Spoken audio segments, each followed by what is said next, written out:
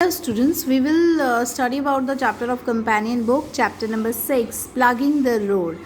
You read the story about a king who did not want any elderly people in his kingdom. Now read a passage about caring for the elderly. आपने main course में एक story में पढ़ा ही होगा कि राजा जो होता है वो नहीं चाहता है कि बुज़ुर्ग लोग जो उसके राज्य में रहे।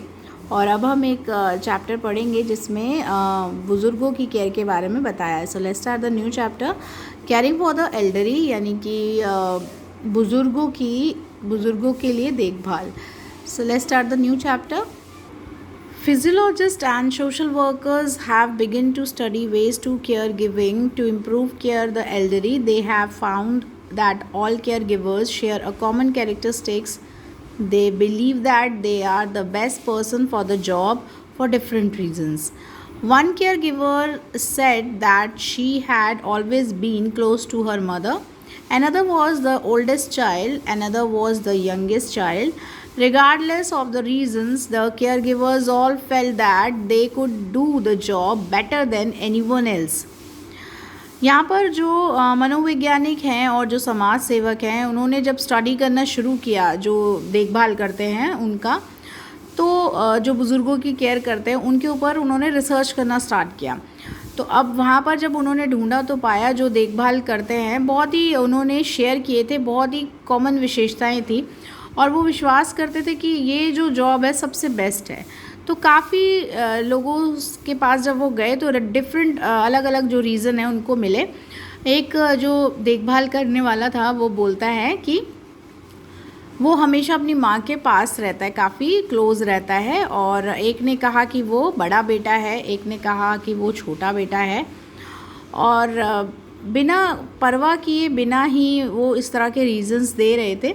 और जो केयर गिवर्स हैं वो महसूस कर रहे थे कि कुछ और जॉब करने से अच्छा है कि हम इस तरह की जॉब करें, यानी कि किसी और की सेवा करने से अच्छा है कि हम अपने माता पिता की सेवा करें. इस तरीके के रीज़न्स ये.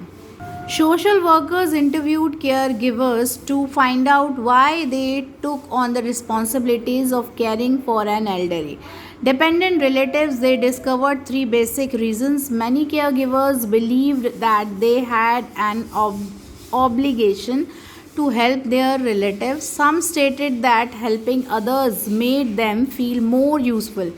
Others hoped that by helping someone now they would deserve care why they themselves became old and dependent. यानी कि जो समाज सेवक थे जब उन्होंने इंटरव्यू लिए केयर गिवर्स के, तो उन्होंने पाया कि वो अपनी रिस्पॉन्सिबिलिटीज़ जो है, जो जिम्मेदारी हैं, वो बुज़ुर्गों के लिए निभाते हैं, उनकी केयर करते हैं. और कई जो हैं वो अपने रिश्तेदारों पर निर्भर रहते हैं. तो जब उन्होंने देखा तो तीन बेसिक रीज़न जो है उन्हें पता चले. काफ़ी केयर गिवर थे, वो विश्वास करते थे कि ये उनका कर्तव्य है, तो अपने रिश्तेदारों के प्रति वो हेल्प कर रहे हैं, निभा रहे हैं. और कुछ जो है वो दूसरों की हेल्प करते हैं और बहुत ज़्यादा महसूस करते हैं. और अदर थे जो आशा करते हैं कि हमें हर एक की मदद करनी चाहिए और वो डिज़र्व करते हैं इस तरीके की हेल्प करना, या उनके लिए हम इस तरीके की जब वो बूढ़े हो जाते हैं तो वो इस वजह से करते हैं कि वो डिज़र्व करते हैं और कि केयर करें हम उनकी. जब वो बूढ़े हो जाते हैं, निर्भर हो जाते हैं कि एक दिन वो भी बूढ़े होंगे और निर्भर होंगे, तो इसलिए वो उनकी केयर करते हैं, देखभाल करते हैं. When people care for an elderly relative, they often do not use available community service such as adult day care center. If the caregivers are adult children, they are more likely to use such services, especially because they often have jobs and other responsibilities. In contrast, a spouse, usually the wife, is much less likely to use support service or to put the dependent person in a nursing home. Social workers discover that the wife normally try to take care of her husband herself for as long as she can, so that they do not use up their life savings. जब लोग जो हैं वो देखभाल करते हैं अपने बुज़ुर्ग रिश्तेदारों की, तो वो बार बार जो है उन्हें अवेलेबल नहीं करा पाते हैं समुदाय की सर्विस. और जब अडल्ट डे सेंटर होते हैं जो डे केयर के, तो वो वहाँ पर जाते हैं जैसे कि। लेकिन यदि केयर गिवर्स के बड़े बच्चे होते हैं तो वो क्या है, उनको ये जिम्मेदारी सौंप सकते हैं, स्पेशली जब वो मम्मी पापा जो जॉब करते हैं, तब ऐसी स्थिति में जो है बच्चे उनकी देखभाल कर सकते हैं, उन्हें देख सकते हैं। तो यूजुअली क्या होता है कि वाइफ्स लोग जो होती हैं, वाइफ होती हैं, वो देखभाल करती हैं, उन्हें सपोर्ट करती हैं और वो उनके ऊपर निर्भर रहते हैं एक जैसे कि। लेकिन अगर ऐसी स्थिति में जब वाइफ भी जॉब करती हैं तो ऐसी स्थिति में नर्सिंग होम्स वगैरह में वो उनको रख सकते हैं। अब सोशल वर्कर्स जो थे यानी कि समाज सेवक थे, जब उन्होंने देखा तो ये पाया जो उनकी वाइफ होती है नॉर्मली केयर करना चाहती हैं अपने हस्बैंड की काफ़ी लंबे समय तक, लेकिन वो यूज़ नहीं कर पाती हैं अपनी सेविंग्स को। Researchers have found that caring for the elderly can be a very positive experience. The elderly appreciated the care and attention they received.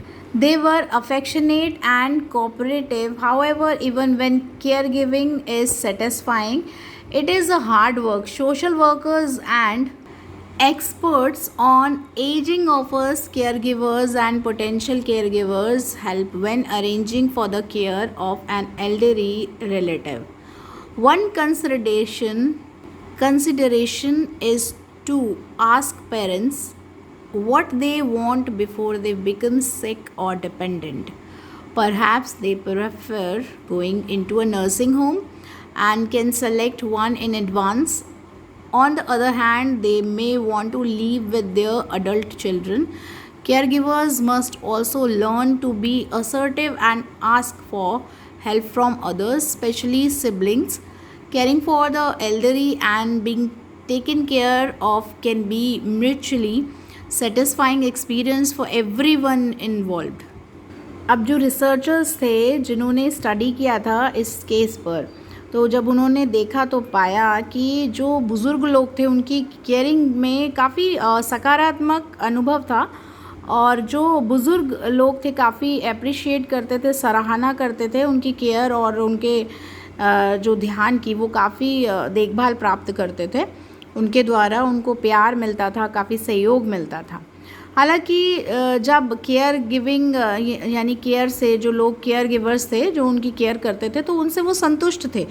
मुश्किल है, ये काम काफ़ी मुश्किल था, लेकिन वो करते थे।